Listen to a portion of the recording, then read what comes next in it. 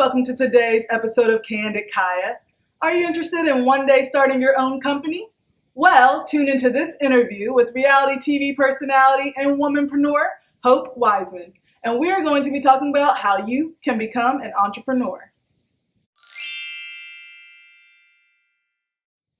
Hello, Hope. Hi, how are you? Doing well, thank you. Thank you for coming on the show today. No problem. Let the viewers know a little bit about yourself.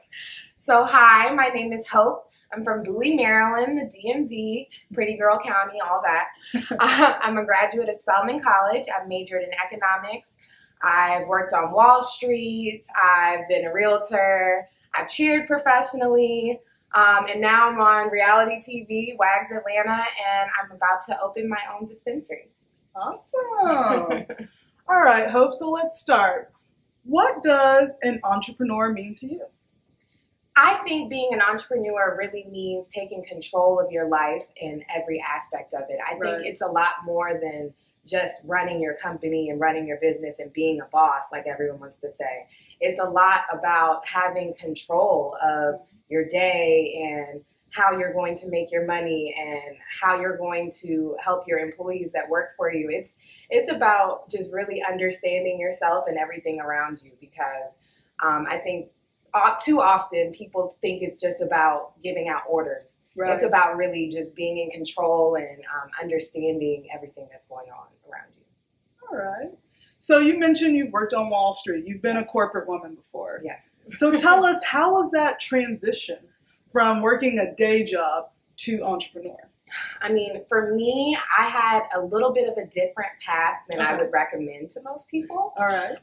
Don't go out and quit your job. That's not a good idea. For me, I was actually let go of my job. Not a lot of people know that. Okay. So I was kind of forced into figuring out what to do. And that being said, I kind of had to figure out a lot of little side hustles. That's why I went out and I got my realtor's license. I wanted to, that's how that happened. And for me, that was more about having flexibility and time in my schedule while I was able to build on my other business, which I'm starting now. But, I think the transition it kind of hit me at first, to be honest. I went from someone kind of micromanaging me and telling me what to do, and I had goals I had to meet, to me having to make these goals up and meet them, and there was no one holding me accountable. So I know, like, the first 2 years of me being an entrepreneur, I made a lot of mistakes, and I was not very productive. Because there was no one there to kind of slap me on the wrist. So I think that's something that a lot of people really need to understand. You have to really teach yourself self-discipline before you're able to go out on your own. Because if not, you will fail, for sure. That's good advice. Yeah. All right, speaking of some of those mistakes, what are some of the lessons you've learned during the process? For me, I've learned that time blocking is everything. Okay.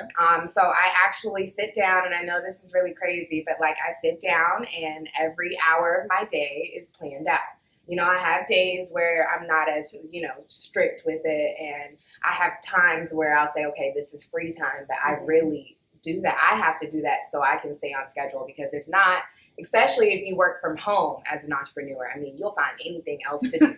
Anything else. Clean the baseboards. The windows. Yeah, you're going to be looking like, I see a spot. You'll find anything else to do but work. So I had to do that for me. And I mean, that has literally saved my life. And then another thing that I think a lot of people forget, because entrepreneurs tend to work 24/7. Right. You have to have me time. You have to figure things out that you can do for yourself that has absolutely nothing to do with work, that's just for you, just to give your brain just some time to relax and so you don't get so stressed. Right. So you got to find that balance. Yes. All right. Okay. So Hope, what are some things someone should consider before trying to start a business? The main thing I would say is, do you have a plan?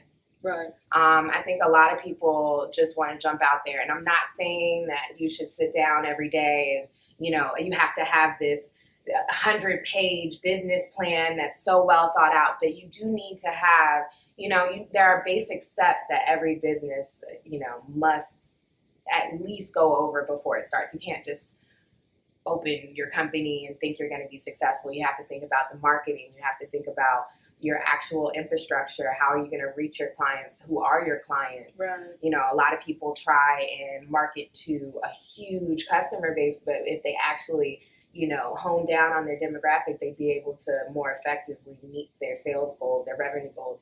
I think that, you know, if you really think about what you're doing and who you're trying to reach, you're going to be able to be more successful at a quicker rate. All right, Hope. So tell us, what are some advantages and disadvantages to being an entrepreneur? Advantages. Nobody is telling you what time you have to wake up. However, I will say that, you know, I used to try that sleeping in thing. It just really doesn't work the busier you get, because you need all those hours in the day, and then also you need some, you know, just some downtime, and you realize, okay, I have to wake up early if I want to get it all in.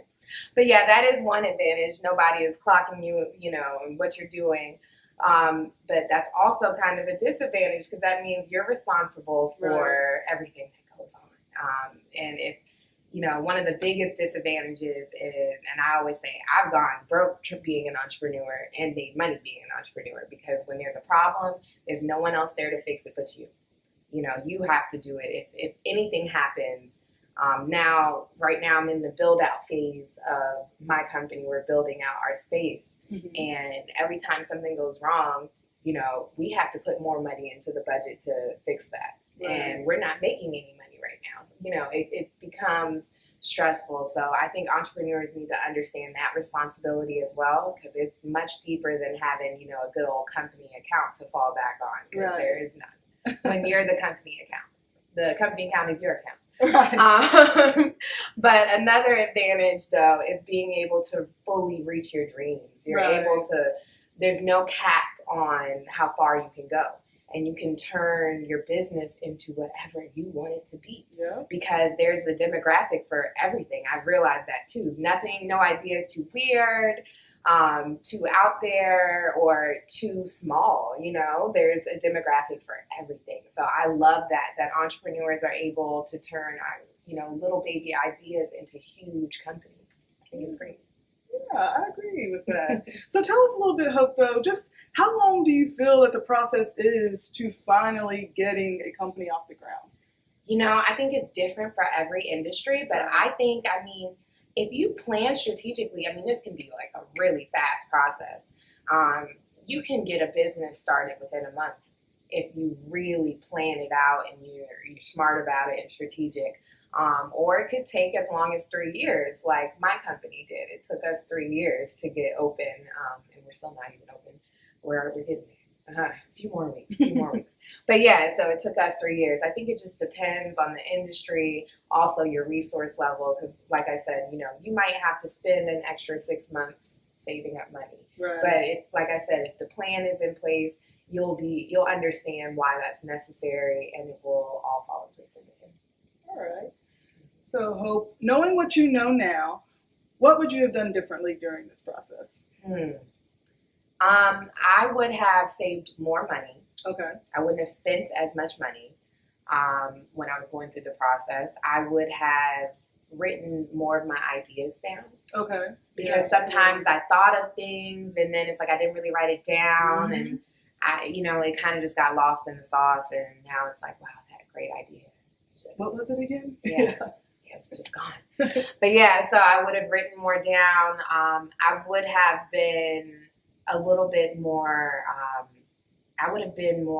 I wasn't focused as I should have been in the beginning. Because like I said, it was like newfound freedom almost. It was like you're in a cage your whole life, and then all of a sudden it's like, oh, I'm free.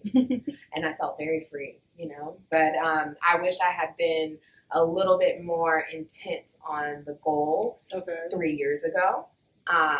But nevertheless, you know, I'm here now, and those learning pains I had to go through to get to where I am today. And, you know, if I could offer advice to anyone else about that, if you're going through that, just stay focused on the goal and understand that every sacrifice that you make is worth it, because you're going to look back and wish that you made those sacrifices. I promise. Because no party, no man or woman or anything, nothing is worth the success that you'll reach if you're able to really dedicate yourself to your dreams.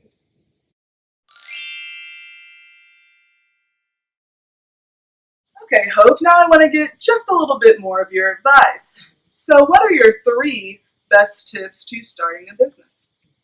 Well, number 1, of course, because I beat it down today, have a plan. Mm-hmm. Have a plan. Number 2, be intentional with your plan. Care about it and want to nourish it and actually achieve it. Right. Don't just write it and, every day go through the motions. Be intentional with it.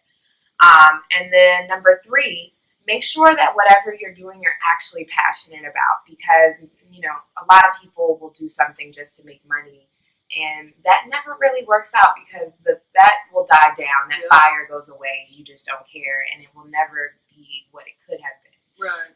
If you care about something and if you're actually passionate about it, the money will come, because you're going to work hard. So make sure that it's something you actually care about and you have passion for.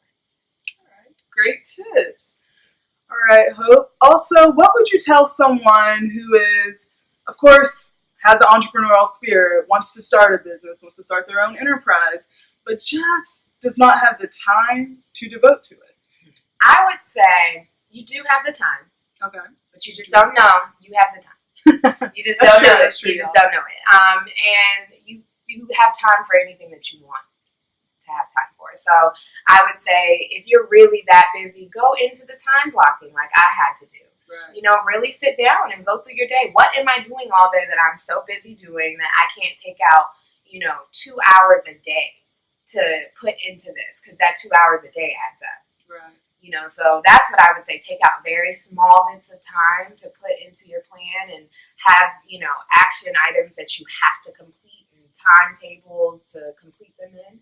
And next thing you know, it might have taken you 6 months to do something that would take me, who could do it full time, 2 months, right. But at the same time, you're getting it done.